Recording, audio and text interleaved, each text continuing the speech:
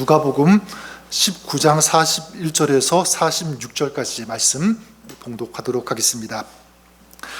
제가 19장 41절 봉독하고요, 우리 46절까지 저 여러분들이 한 절씩 교독하도록 하겠습니다.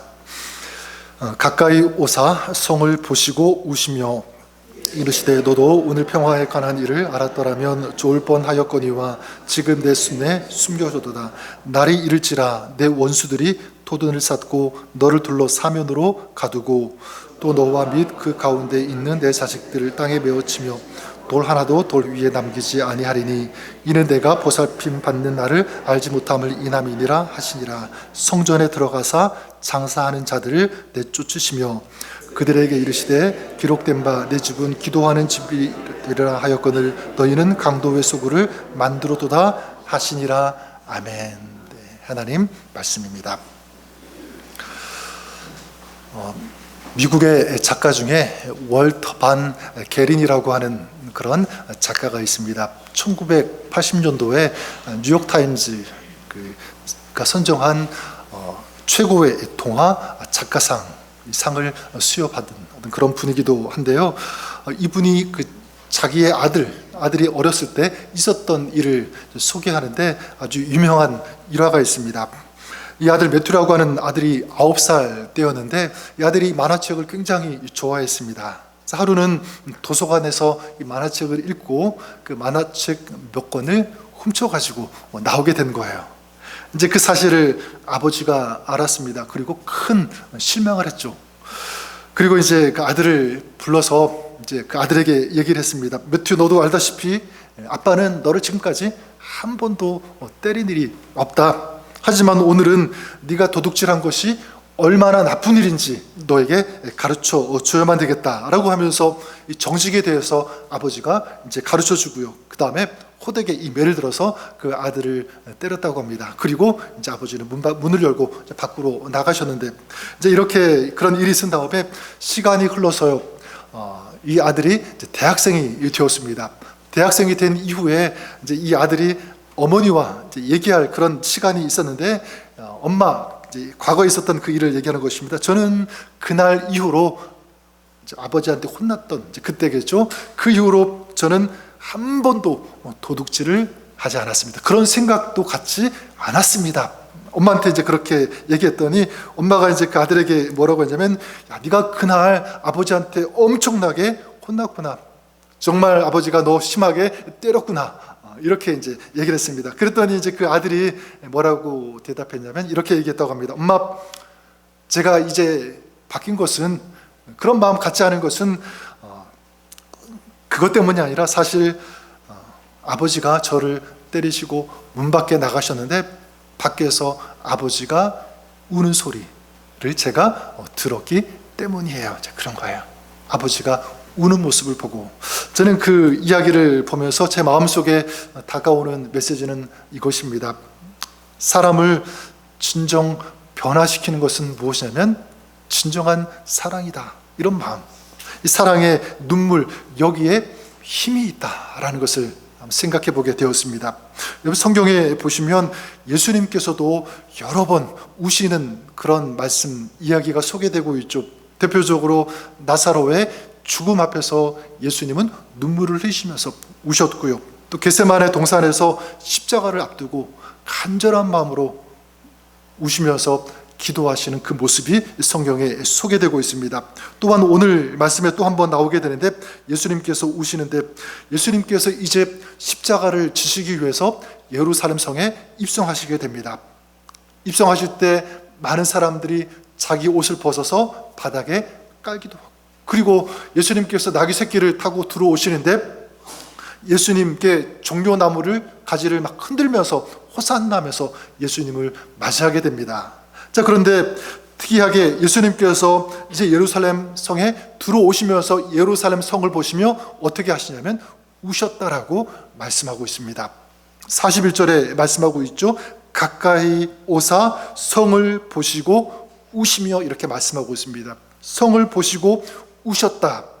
이 우셨다라고 하는 단어는 클라이오라고 하는 그런 단어를 사용하고 있는데, 그냥 이거는 잠잠히 우는 그런 우는 것을 표현하는 단어가 아니라 아주 크게 소리 내어서 통곡했다라고 하는 것이 클라이오. 예수님은 그렇게 우신 것입니다. 그러니까 단순한 어떤 감정의 표현이 아니라 여기에는요, 예수님의 그 깊은 마음 속에서 우러나오는 어떤 그런 마음에서 나오는 눈물, 그런 울음이었던 것입니다. 저는 이런 예수님을 보면서 이런 질문을 하나 해보게 됩니다. 만약 예수님께서 이 시대 우리가 살고 있는 지금 이 땅, 이 나라를 보시면 예수님 어떤 마음을 가지실까? 어떤 표정을 지으실까? 또 조금 좁혀가지고요, 지금 살고 있는 오늘의 나, 그리고 우리 교회를 보신다면 예수님 얼굴은 어떠실까? 어떤 표정을 지으실까?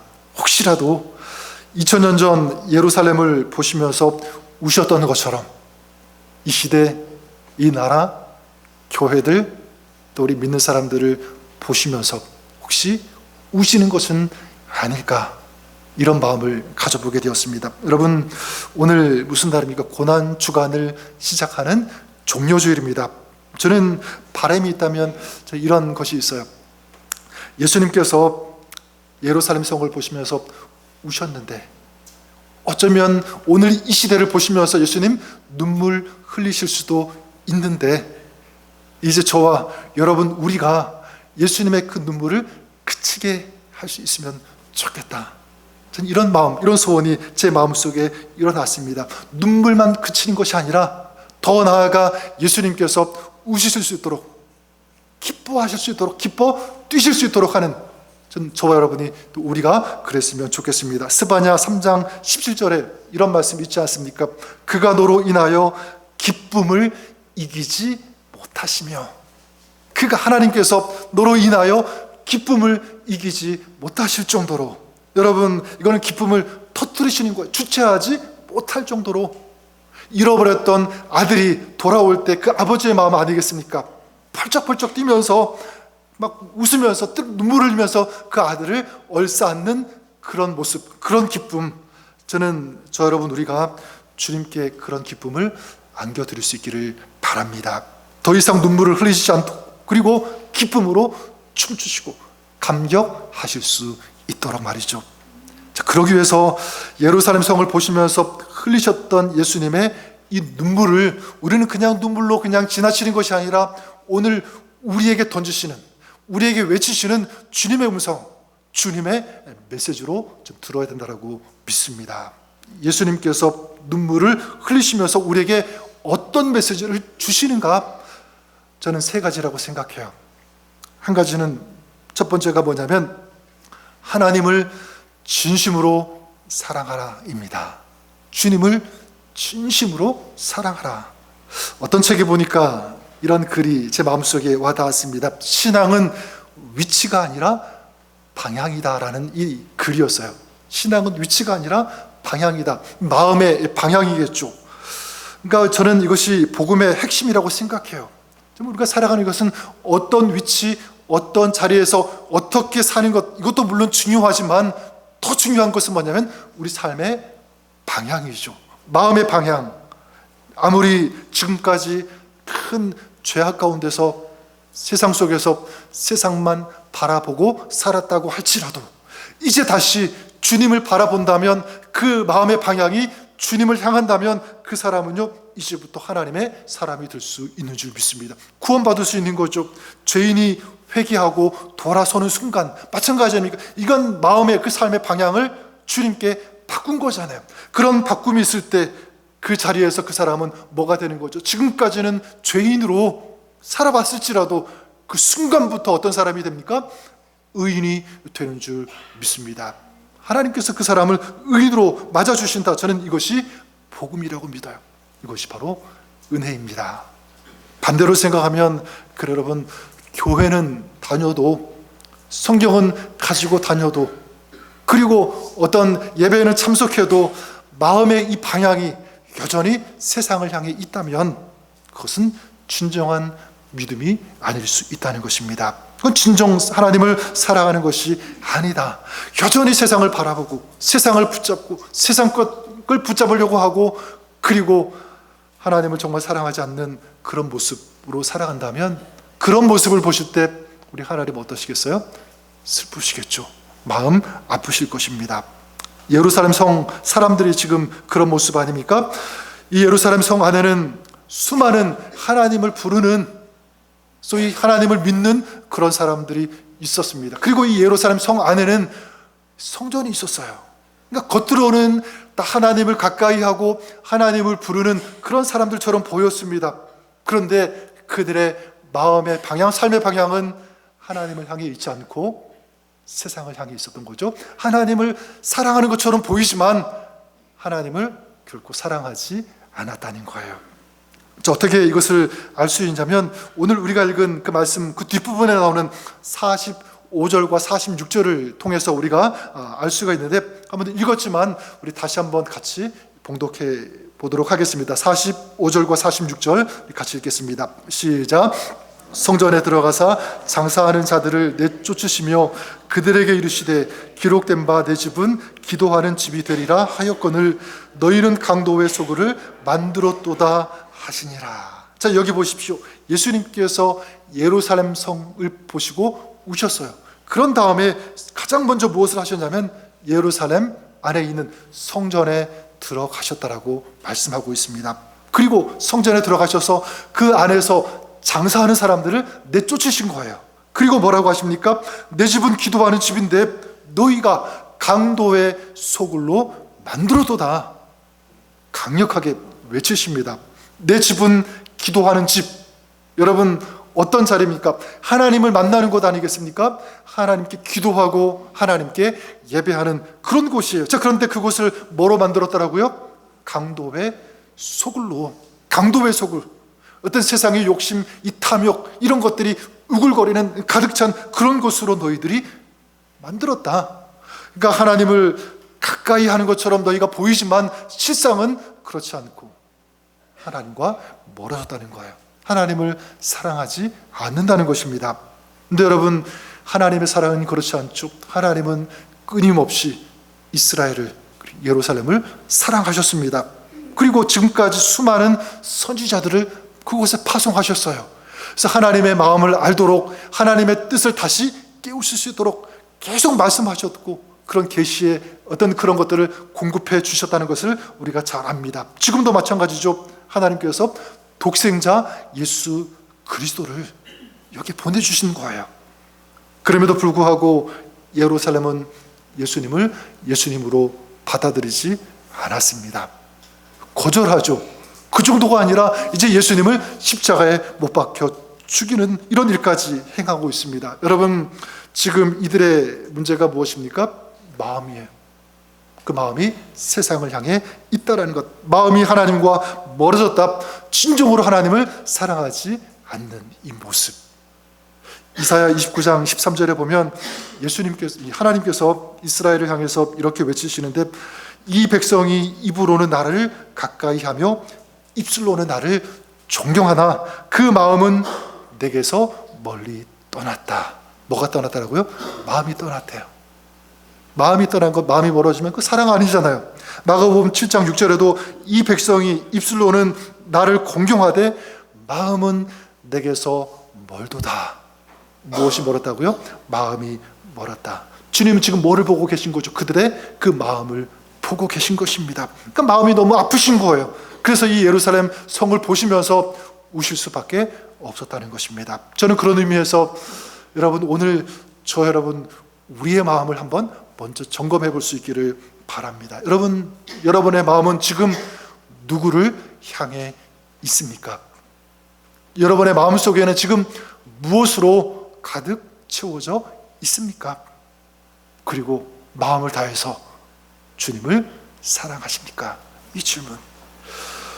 이번 고난주간 저는 다른 것보다도 먼저는요, 우리의 이 마음을 점검하고, 그리고 이 마음을 다시 우리 주님을 향하여 바로 잡는 그런 시간으로 삼을 수 있기를 바랍니다. 마음이 흐트러지고 자꾸 세상적으로 가는 이런 마음들이 지금 있다면 다시 이 마음을 주님을 향하여 바꿀 수 있는, 돌이킬 수 있는 저와 여러분 우리가 될 수 있기를 바랍니다. 그래서 주님과의 그 첫사랑을 다시 한번 뜨겁게 회복하는 그런 시간으로 여러분 만드실 수 있기를 바랍니다. 혹시라도 내 마음속에 주님이 계신 적이 한 번도 없어요. 그 주님의 사랑을 느낀 적이 없다면 괜찮아요. 주님을 부르십시오. 주님의 은혜를 구하시고 하나님의 그 임재하심, 나를 만나주시는 그 사랑 우리가 받아들이면 오늘 우리 마음 가운데, 우리 삶 가운데 주님께서 오셔서 은혜와 사랑을 아낌없이 채워주시고 허락해 주심을 믿습니다.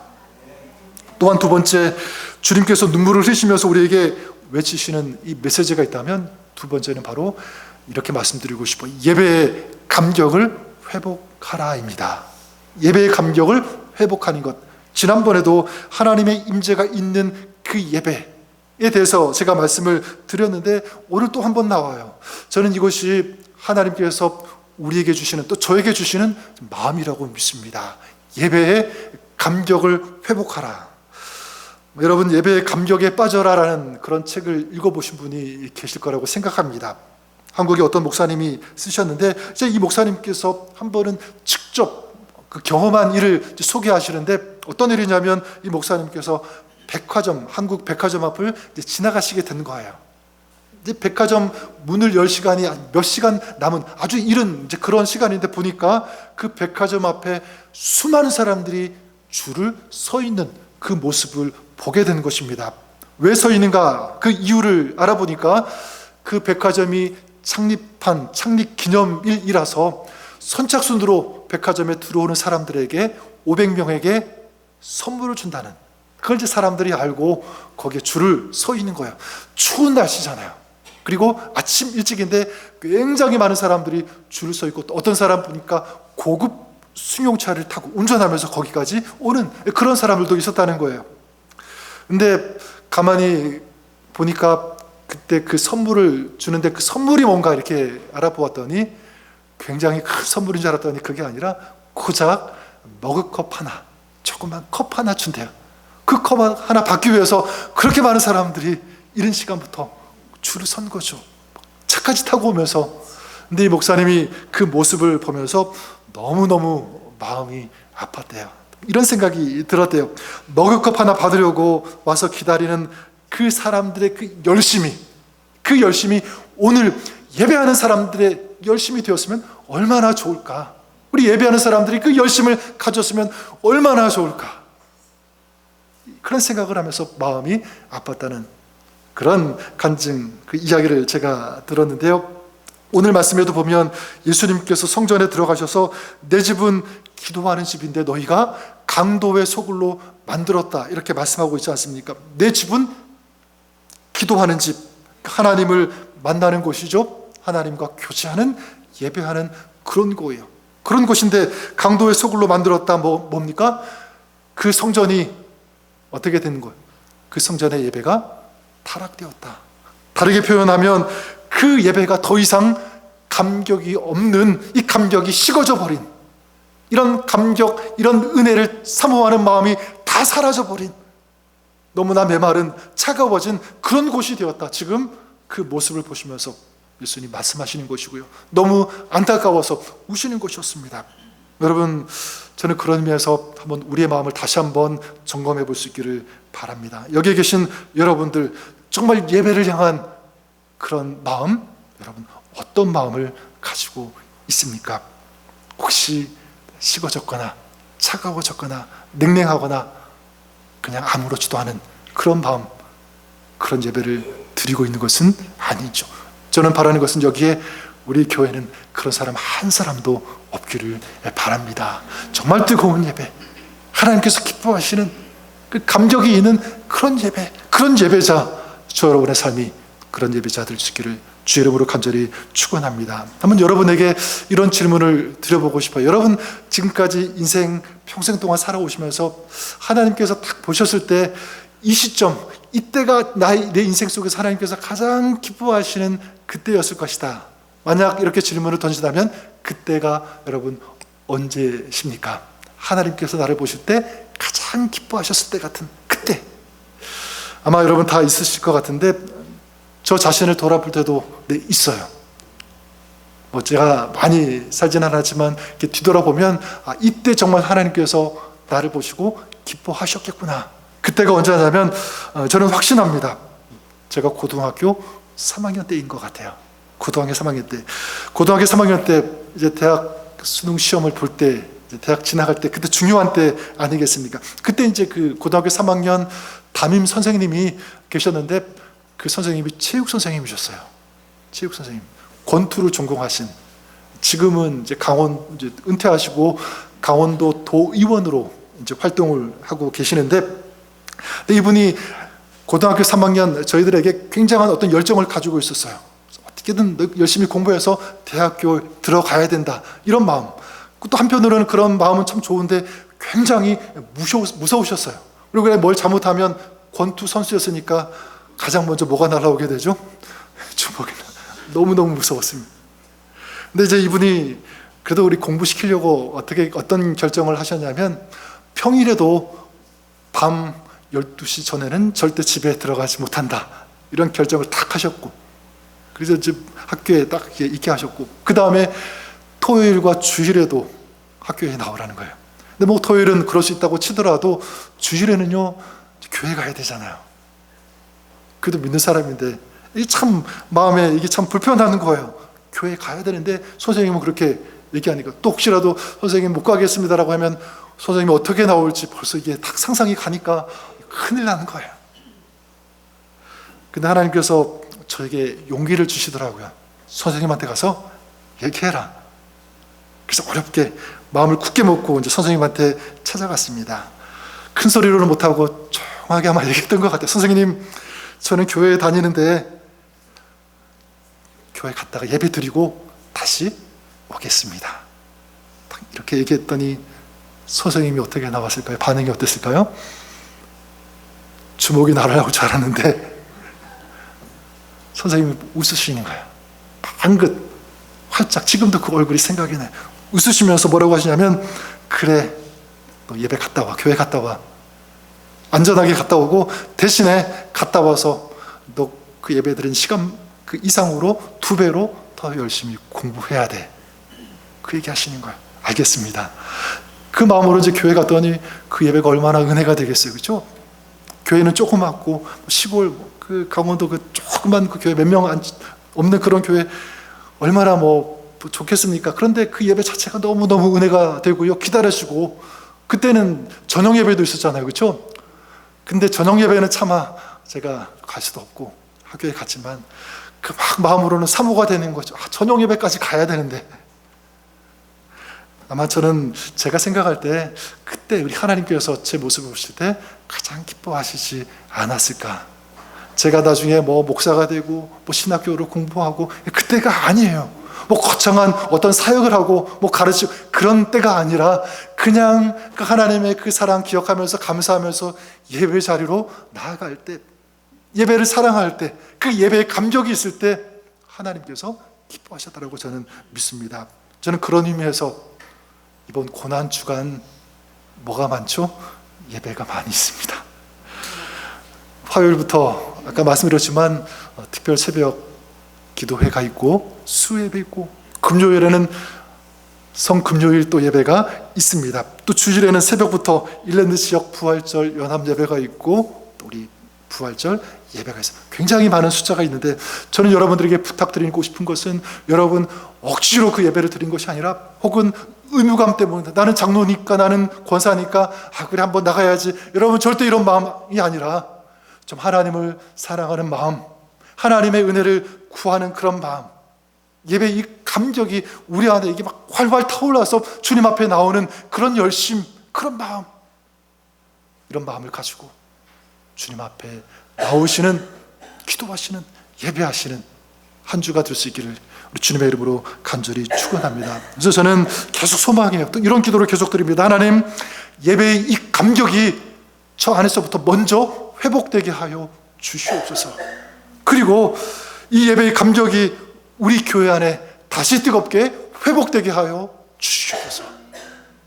이것이 여러분의 간절한 기도 제목이 될 수 있기를 바랍니다. 마지막 세 번째, 주님께서 눈물을 흘리시면서 우리에게 맺으시는 메시지가 있다면 이것입니다.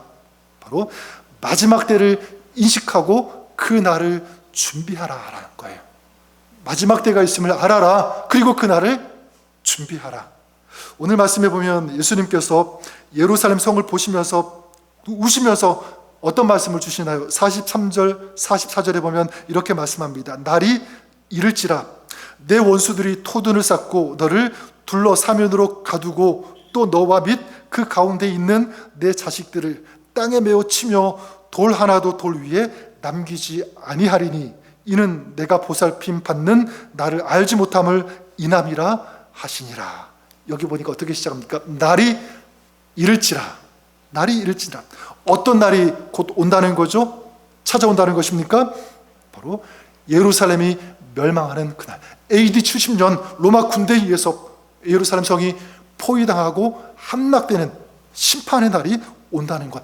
돌 위에 돌 하나 남지 않을 만큼 완전히 처참하게 파괴된다는 거예요. 그런 날이 온다는 거죠.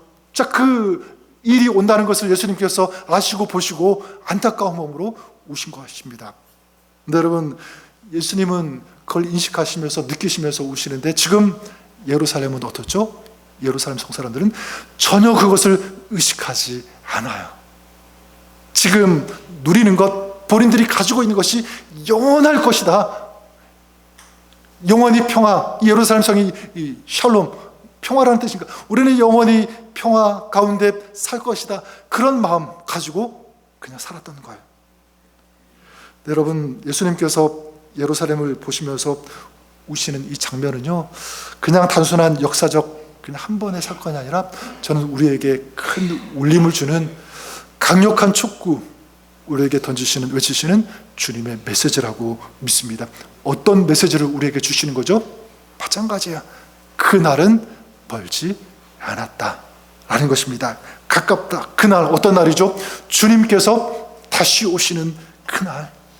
주님께서 다시 오시는 그날 멀지 않았다. 그날은 아닐지라도 우리 개인의 마지막 날이 또 있잖아요. 그날 결코 멀지 않다. 먼 훗날의 얘기처럼, 이야기처럼, 그 시간처럼 느끼지만 생각할 수 있지만 결코 그렇지 않다는, 굉장히 가깝다는 거예요. 여러분, 그날이 언제일 수는 알 수 없지만 신속히 임한다. 그래서 데살로니가전서 5장 2절에 보면 주의 날이 밤에 도둑같이 이른다 이렇게 말씀하고 있습니다. 베드로후서 3장 10절에도 주의 날이 도적같이 오리니 그날에는 하늘이 큰 소리로 떠나가고 체질이 뜨거운 불에 풀어지고 땅과 그 중에 있는 모든 일이 드러날 것이다. 모든 일이 다 드러난다. 우리 살아왔던 모든 시간들, 삶의 모습들이 주님 앞에서 드러나게 된다. 그 시간이 분명히 온다라고 말씀하고 있는 것입니다. 자, 그렇다면 오늘 저 여러분들은 어떻게 살아야 될까? 그날을 어떻게 준비해야 할까? 마태복음 24장 42절에 이렇게 말씀합니다. 그러므로 깨어있으라. 어느 날에 너희 주가 임할는지 너희가 알지 못함이라. 뭐라고 말씀하시죠? 너희는 어떻게 하고 있으라? 깨어 있으라라고 말씀합니다. 깨어 있으라. 자, 이것이 주님께서 요구하시는 삶의 모습인 거예요. 자세입니다. 깨어 있다는 것 여러 가지로 설명할 수 있겠지만 두 가지만 말씀드리면, 한 가지는 바로 이것입니다. 기회를 놓치지 않는 것, 이것이 깨어 있는 것입니다. 그래서 오늘 말씀 그 42절에도 이렇게 말씀하고 있지 않습니까? 너도 오늘 평화에 관한 일을 알았더라면 좋을 뻔하여 거니와. 좋을 뻔했는데 어떻게 했다는 거예요? 그렇지 않았다는 것입니다. 다시 말해서 기회가 있었음에도 불구하고 그 기회를 너희가 놓쳐버렸다, 붙잡지 않았다는 거예요. 어떤 기회입니까? 예수님을 받아들이고 예수님을 믿는 것, 이것이 진정한 평화로 나아가는 길인데, 그것이 너희가 사는 길인데, 영원한 생명을 얻는 그런 길임에도 불구하고 너희가 그것을 받아들이지 않았다, 믿지 않았다는 거예요. 거절했다는 것입니다. 정말 어마어마한 기회가 주어졌음에도 불구하고 그 기회를 놓쳐버리고 거절했다는 것입니다. 이게 너무나 예수님께서 안타까우신 거예요. 마음이 아프시고 슬퍼하신 것입니다. 그런 의미에서 주님은 오늘 이 시대를 향해서, 또 오늘 우리를 향해서도 강력하게 촉구하십니다. 뭐라고 말씀하시냐면 지금은 은혜 받을 만한 때요, 지금은 구원의 날이로다. 지금이 어떤 날이라고요? 어떤 때라고요? 은혜 받을 만한 때. 지금이 어떤 때라고요? 구원 받을 만한 때. 이렇게 말씀하고 있습니다. 여러분, 지금이 바로 주님을 믿을 때인 줄 믿습니다. 주님을 믿는데 정말 제대로 믿을 때, 그때가 지금인 거예요. 은혜 받을 만한 때. 그래 여러분, 지금 우리 하나님의 은혜를 구할 때인 줄 믿습니다. 사모하는 거죠. 지금이 어떤 때냐면, 그래요, 이런 은혜를 구하면서 믿음을 가지고 주님과 동행하는 그런 삶을 살 때라는 거예요. 미루지 말고 다음에 하면 되겠지 이런 생각하지 말고 지금 결단하고 지금 그런 삶을 살기를 원한다. 이게 우리 주님의 마음인 것입니다. 또한 깨어 있다는 것은 무엇이냐면, 그래요 여러분, 오늘이 나의 마지막 시간이라는 이런 인식을 가지고, 이런 마음을 가지고 사는 것, 이것이 바로 깨어 있는 것입니다. 매일 매 순간 주님이 오시는 날처럼 살아야 된다. 그것이 깨어 있는 것. 그런 의미에서 여러분, 우리가 예배를 드리고 있는데, 저는 부탁드리고 싶은 것은 오늘 우리가 드리는 이 예배가 어쩌면 마지막일 수 있다. 이런 마음을 가지고 우리가 예배 드릴 수 있기를 바랍니다. 내일, 다음 주 계속 예배가 있는데 뭐 이런 생각 갖지 마시고요, 오늘이 하나님께서 나에게 주시는 마지막 예배일 수 있다. 그런 마음 가지면 어떻게 드리겠습니까? 함부로 드리지 않죠. 소홀하지 않을 거예요. 오늘 이 예배를 통해서 주님 만나고 하나님 기뻐하시는 그런 예배를 드리기 위해서 최선을 다하고 준비하고 기도할 것입니다. 그럴 때 그 예배 가운데 우리 하나님께서 역사하시고 우리 하늘의 영광이, 그 은혜가 풍성히 임하게 되는 줄 믿습니다. 기도도 마찬가지죠. 오늘 이 기도가 마지막 기도가 될 수 있다. 그런 마음 가지고 기도하면 그 기도는요, 정말 강력한 전 기도가 될 것이라고 믿습니다. 간절한 기도가 될 거예요. 그리고 오늘이 마지막이라는 그런 마음으로 우리가 섬길 때, 여러분, 그 섬김 얼마나 아름답겠습니까? 너무 귀할 거예요. 하나님께서 정말 아름답게 받아주실 것이라고 믿습니다. 저는 말씀을 이렇게 정리하고 싶어요. 예수님께서 예루살렘 성을 바라보신 것처럼 주님은 오늘 우리 교회를 바라보고 계시는 줄 믿습니다. 그런데 여러분, 주님의 눈에 예루살렘 성을 보시면서 눈물 흘리시고 우셨는데, 저는 바람이 있다면 이제 우리는, 저 여러분은 예수님의 눈에 눈물을 흘리도록 하시는 것이 아니라 예수님께서 웃으시도록, 기뻐하시도록, 기쁨을 이기지 못하는 어떤 그런 마음, 그런 감격이 예수님 안에 가득할 수 있도록 오늘 우리가 이렇게 살 수 있기를 바랍니다. 어떨 때 주님을 사랑하는 마음이 먼저 내 안에 회복될 때예요. 그리고 예배에 감격이 있을 때, 그 감격을 회복할 때, 그리고 마지막 때를 준비하는 그런 삶을 살아갈 때 우리 주님께서 기뻐하시는 줄 믿습니다. 우리 고난주간이 그런 시간 될 수 있기를 바라고요, 고난주간뿐만 아니라 여러분의 평생의 삶이 그렇게 될 수 있기를 바랍니다. 그럴 때 우리 주님께서 놀라운 은혜와 은총과 하늘의 기쁨을, 그런 삶을 살아가는 여러분 가운데 부어주시고 동행해 주실 것을 믿습니다. 이 믿음으로 사시는 저 여러분, 여러분의 가정과 우리 교회 될 수 있기를 주님의 이름으로 간절히 축원합니다. 우리 같이 한번 우리 기도했으면 좋겠습니다. 오늘 말씀 생각하면서 한번 어린아이 같지만 우리 하나님 앞에 그런 기도 표현으로 한번 기도했으면 좋겠습니다. 하나님, 저는, 우리 가정은, 우리 교회는 주님 눈에 눈물을 흘리게 하는 것이 아니라 기쁨, 웃음, 감격 있는, 기뻐 뛰시는 그런 모습 만들어 드릴게요. 그런 주님이 되게 할게요.